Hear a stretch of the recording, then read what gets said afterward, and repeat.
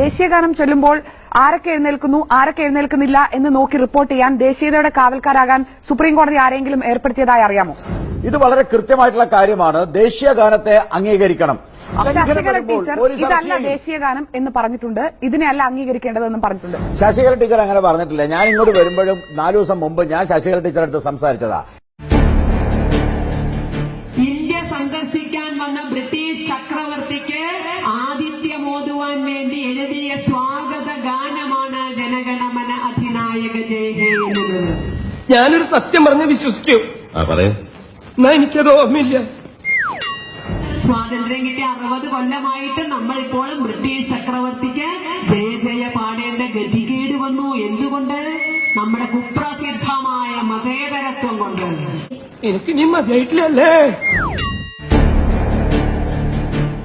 കമലിന്റെ ജന്മദേശം മതിലകത്ത് മുസ്ലിം ഭൂരിപക്ഷമുള്ള ആ പ്രദേശത്ത് അധിവസിക്കുന്ന കമല് ഇന്ന് നമുക്ക് അദ്ദേഹം താമസിക്കുന്നത് പതിറ്റാണ്ട് കാലങ്ങളായി ഭാരതീയ ജനതാ പാർട്ടി ഉറച്ച കോട്ടയായ ഭാരതീയ ജനതാ പാർട്ടിയുടെ മെമ്പർമാർ വിജയിച്ചിരുന്ന ഈ മതില് ഒരു പോറൽ പോലും ഏൽക്കാതെ അദ്ദേഹം ഇവിടെ ജീവിക്കുന്നുണ്ട്, അദ്ദേഹം ഇവിടെ പ്രവർത്തിക്കുന്നുണ്ടെന്നത് ഇവിടുത്തെ സംസ്കാരത്തിന്റെ സമ്പന്നത തെളിവാണ്. ഇനി ഒരു അച്ഛനെ വേണ്ടി ചവിട്ടി പണ്ടം പൊട്ടിക്ക് ഞാൻ അവനൊരു അടികാരൻ. സിനിമയിലല്ല നീ ജീവിതത്തിൽ അടിക്കൊണ്ടിട്ടാ നത്തോലി. ഫിലിം സൊസൈറ്റി അടച്ചുപൂട്ടണമെന്ന് മാത്രം പറഞ്ഞുകൊണ്ട് ഞാൻ എന്റെ അധ്യക്ഷ പ്രവർത്തനം അവസാനിപ്പിക്കും.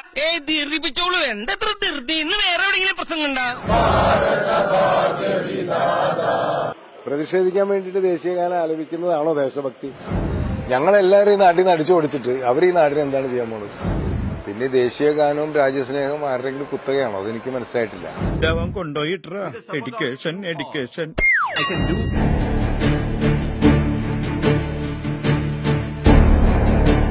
ദേശീയഗാനം ആലപിക്കുമ്പോൾ എഴുന്നേറ്റ് നടന്ന ഒരു പ്രമുഖനെ കുറിച്ച് ഞാൻ പറയേണ്ട കാര്യമില്ലല്ലോ.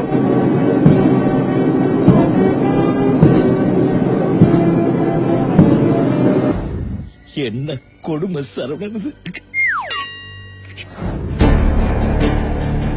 जन गण मन अधिनायक जय हे भारत भाग्य विधाता. पंजाब सिंध गुजरात मराठा द्राविड़ उच्चकल बंगा.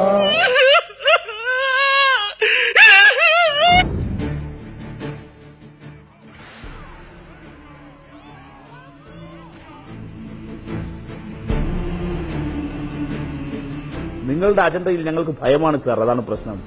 പണ്ട് BS മുൻജെ ഹിറ്റ്ലറുടെ മാതൃകയിൽ ഇന്ത്യയിൽ ഒരു മിലിറ്ററി അക്കാദമി തുടങ്ങി RSSന്റെ നേതൃത്വത്തിൽ. ആ മിലിറ്ററി അക്കാദമിയിൽ പഠിച്ചിറങ്ങിയവരായിരുന്നു കേണൽ പുരോഹിതും പ്രഗ്യാ സിംഗ് ഠാക്കൂറുമെല്ലാം. പിന്നെ അവരെ രാജ്യം കാണുന്നത് മലേഗാവ് സ്ഫോടനത്തിന്റെ വാർത്തകളിലാണ്. 10 of those arrested in Mecca Masjid, Ajmer Sharif and Samjhauta Express blast were linked to RSS. ചരിത്രമൊന്ന് വായിക്കണം. 920കളിലെ ഉത്തർപ്രദേശിലെ ലക്നൌവിലെ ബഡേശ്വർ പോലീസ് സ്റ്റേഷന്റെ കേസ് ഒന്ന് പോയി അന്വേഷിക്കണം. അതിനകത്ത് 2 പേർ പ്രതികളുണ്ടായിരുന്നു. ഒന്ന് അടൽ ബിഹാരി, മറ്റൊന്ന് പ്രേം ബിഹാരി. അതിൽ അടൽ ബിഹാരി ഇന്ത്യൻ പ്രധാനമന്ത്രിയായിരുന്നു. ബ്രിട്ടീഷുകാർക്ക് മാപ്പ് എഴുതി പുറത്തു വന്ന ആളാ. അണ്ടമാനിലെ പോർട്ട് ബ്ലെയർ ജയിലിൽ മാപ്പ് എഴുതി പുറത്തു വന്ന വീര സവർക്കർ നിങ്ങളുടെ നേതാവാ. ഇവിടെ രാജ്യസ്നേഹം ഒരു വിഭാഗം തെളിയിക്കണം. അതിനെന്ത് യുക്തിയാണ്?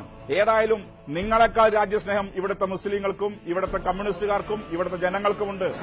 ഹിന്ദുസ്ഥാൻ को मुस्लिम मुक्त भारत करने के लिए हमें काम करना चाहिए और हम काम कर रहे हैं.